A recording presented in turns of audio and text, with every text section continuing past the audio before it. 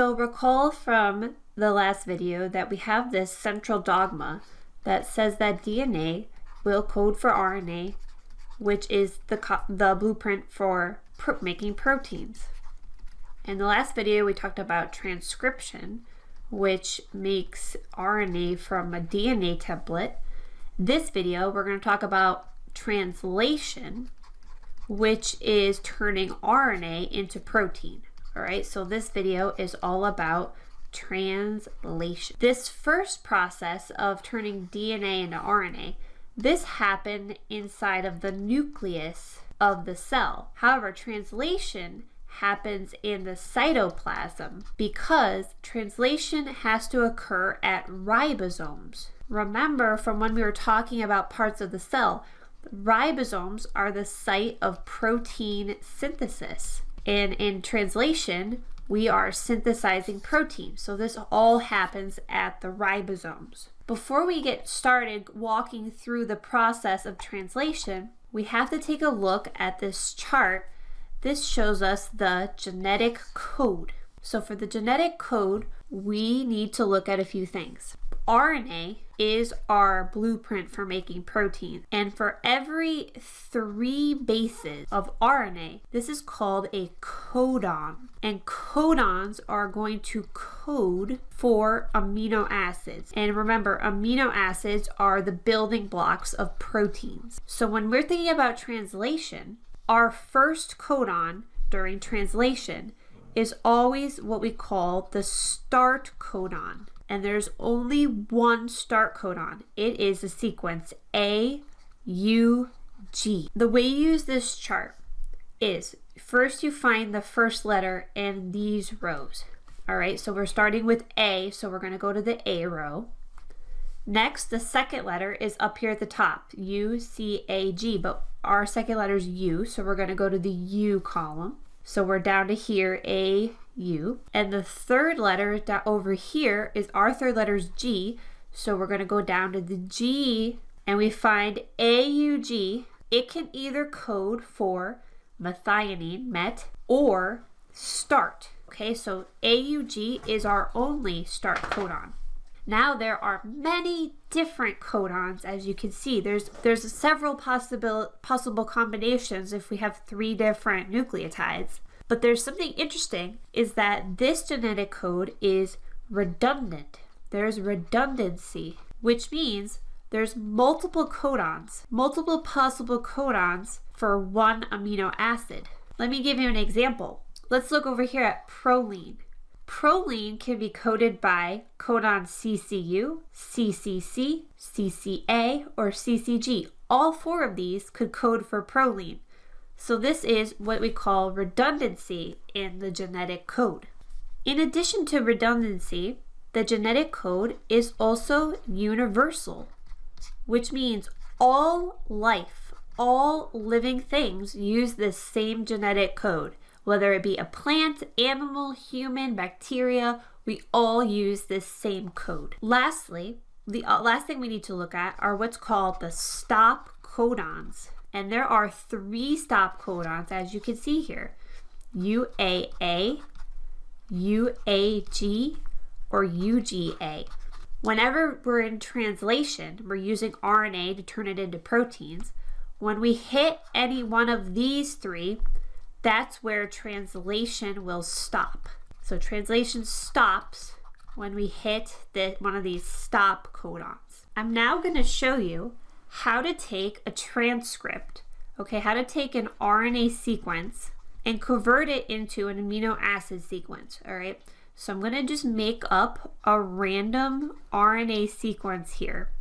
Okay, so I've made up this random RNA sequence. Translation always has to start at the start codon, which we know is always AUG. So whenever you see an RNA sequence, you're going to find the first AUG you have, okay? And that's where you're going to start, which means in this case, these 2 C's don't mean anything to us. We forget about those. All right, so we're starting here at the AUG, and we know that's the start codon. So our first amino acid is to start. Our next codon is CAC. So if we go to our chart here, we go to C, A, C, we see that that is histidine, abbreviated HIS. Now, next codon we see is UGA, and we know UGA is one of the stop codons, so that's where we stop. All right, so I made this one really short, but usually there's going to be several codons, and we would have a nice long amino acid sequence. Now let's talk about the steps of translation. Translation has 3 steps. The first step is initiation. So let me walk you through the steps of initiation. First, let's say we have an RNA sequence here. Okay, here's the RNA sequence 5' to 3'. Here's the start codon. There's some other codons here. Okay, we're just making things up here. So the first thing that's going to happen in initiation is half of the ribosome, and we call it the small ribosomal subunit. So the small ribosomal subunit is going to come in, and it's going to stick, it's going to bind to this RNA sequence. Okay, so here's the small ribosomal subunit. A special type of RNA called a tRNA. This stands for transfer RNA. Okay, the job of transfer RNAs is they're going to carry in the amino acids. Transfer RNA has this kind of like 3-leaf clover kind of appearance, okay? And where they bind right here, so this tRNA, which is carrying the methionine, which is the starting amino acid, it's going to have a sequence down here of UAC. UAC is complementary to AUG.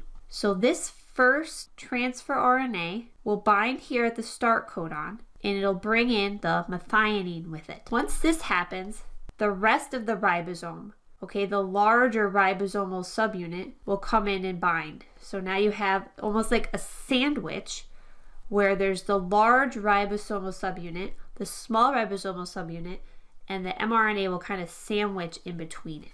So I know it's hard to visualize, so I found another animation to show you this in action.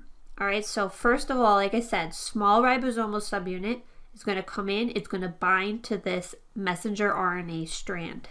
Now, here is that start codon AUG, that transfer RNA that has this complementary sequence UAC will come in and bind to the AUG. That transfer RNA has that methionine starting amino acid with it. And now in comes the rest of the ribosome, the larger ribosomal subunit. We have now initiated translation.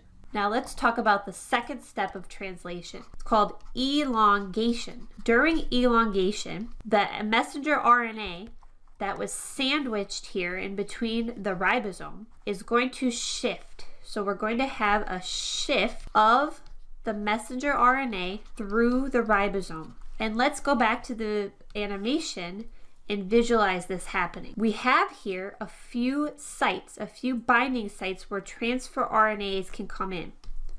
So our second transfer RNA comes in and binds to the next codon, which is AAG. This transfer RNA is carrying another amino acid with it called lysine. What's going to happen is that methionine is going to leave the tRNA of the first tRNA and stick to the lysine. Now we're going to have that ribosome shift 3 bases to the right. This tRNA is going to leave. It's now naked. It doesn't have an amino acid with it anymore. Now a new tRNA could come in that's going to bind UUU. All right, so a new tRNA comes in and binds. Again, the amino acids are going to leave this first tRNA and pop onto the second. And we're going to have another shift. Another tRNA is going to leave. A new one's going to come in. And this continues all the way through the transcript. All right, so it continues to the end. Our final step of translation is termination. Now, termination occurs when the ribosome hits a stop codon.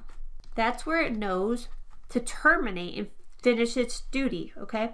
So going back to this animation, we've now hit a stop codon, UAA. So what's going to happen is an enzyme called release factor is going to come in. Release factor is going to release the ribosome from the messenger RNA. And what you end up with is the protein, the amino acids that are all stuck together here.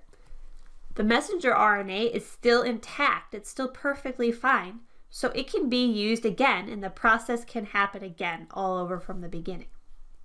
So that is the basics of translation.